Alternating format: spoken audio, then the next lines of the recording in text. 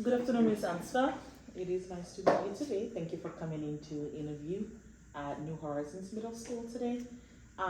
You are going to be interviewing for the 8th grade lead English teacher position. Is there anything that you need today as we start the interview? Oh, excellent. So we're going to get started in just a second. You are going to be hearing a series of questions. Please respond to them. Take as much time as you need for each of the questions. If there's any question that you don't understand, please ask me and I'll go ahead and state it again. Does that sound good? Mm-hmm. Okay. The first question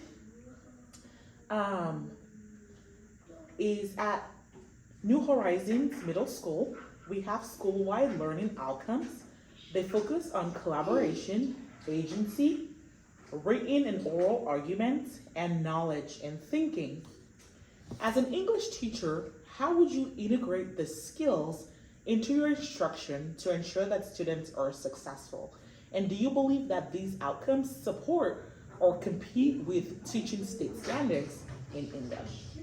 So oral and written communication is part of our state standards automatically. So that one I wouldn't be concerned in. I'm assuming knowledge and thinking would be just to ensure, like assessments to ensure the students understand the material. Again, those would like easily with the TEKS.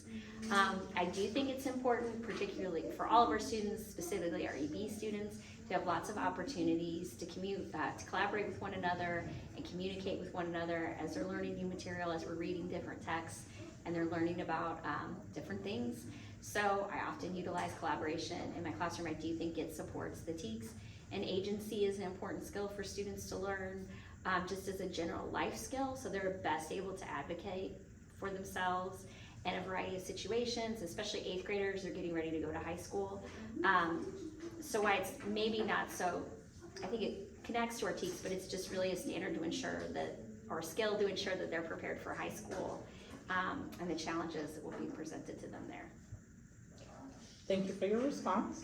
The next question, can you describe a lesson or unit that you've taught in English where students engaged in meaningful collaboration, where they demonstrated their agency, communicated in authentic ways?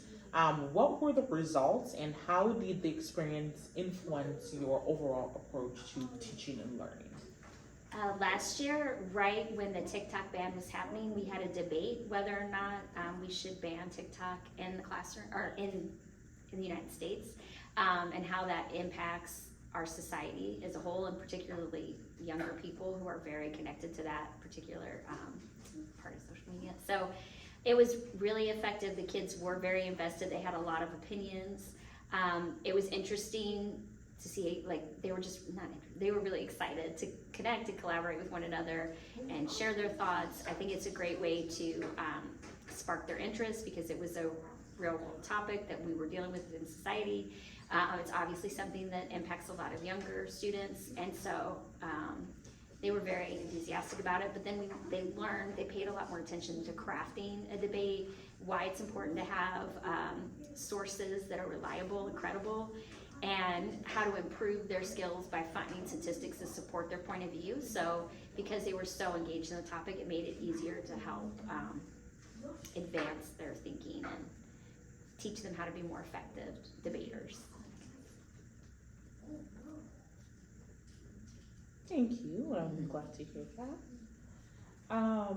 In the next question, it says, our school mission emphasizes empowering scholars by building meaningful relationships and using innovative approaches to support academic, social, and emotional growth.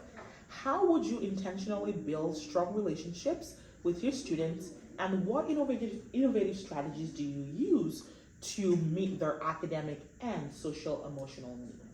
I don't know if it's innovative, but I do believe it's very important that you, as an educator, you build strong relationships with students so that they feel comfortable and safe and nurtured in your environment.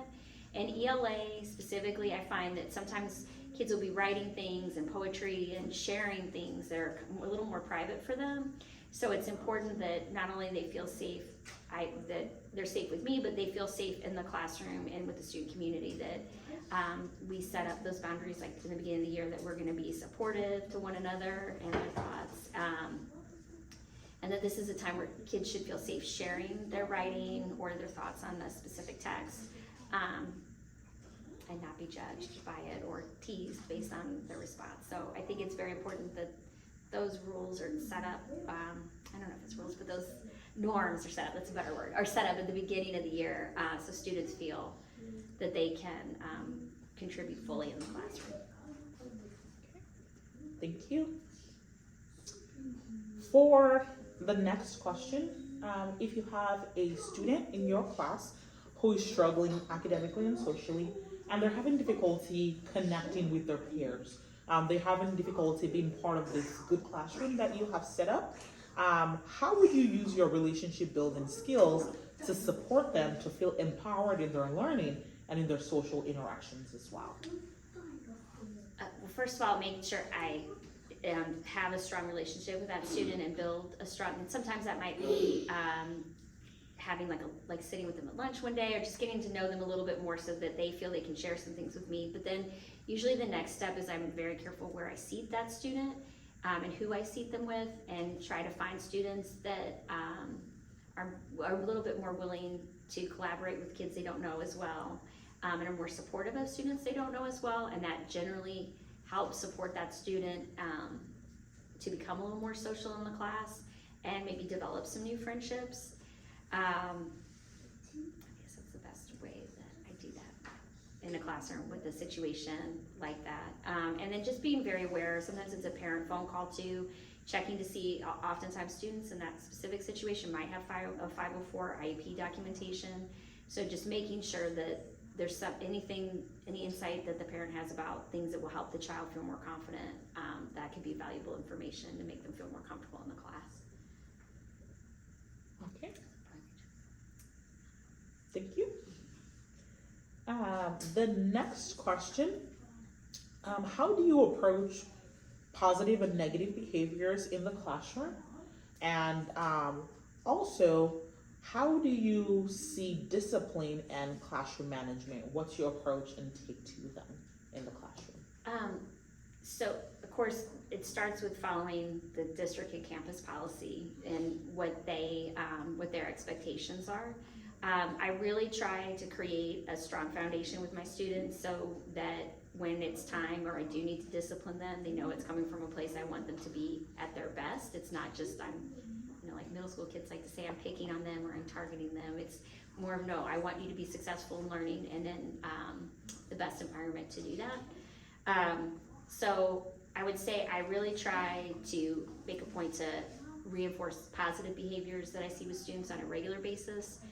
If I do see a student that has been struggling in the class and they are demonstrating positive behaviors and it's a change, I really want to reward that. I want to make sure I call their parents and say, this child had an excellent day today. We're so excited about the things that we saw. They did so well in their writing assignment or whatever it is, to make sure the parents are also receiving positive feedback about the child and it's not just negative phone calls home.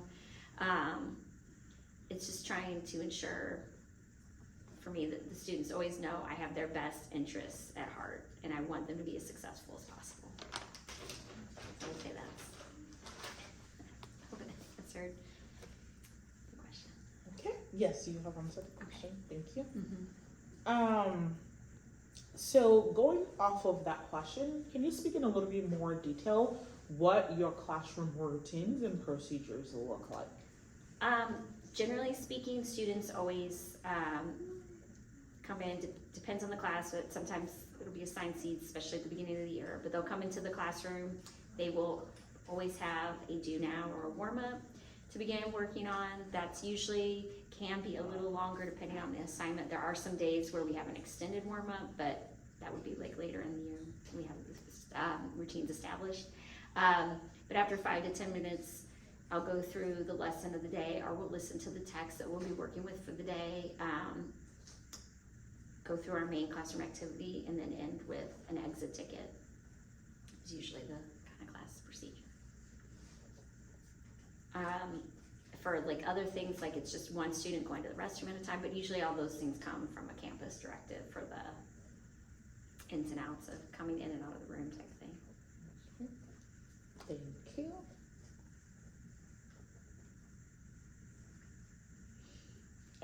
For next question. How can you describe how you adapt your English language instruction to support students who are at different academic levels? What specific strategies do you use to ensure that they're developing strong skills in critical thinking, in analysis, and in communication? Also, how do you monitor and assess their growth in those areas? In the beginning of the year especially, there's a lot of sentence stems used for both oral and written communication. So that's a way, it's a lot of making sure I activate background knowledge before students begin. Let me pause for a second.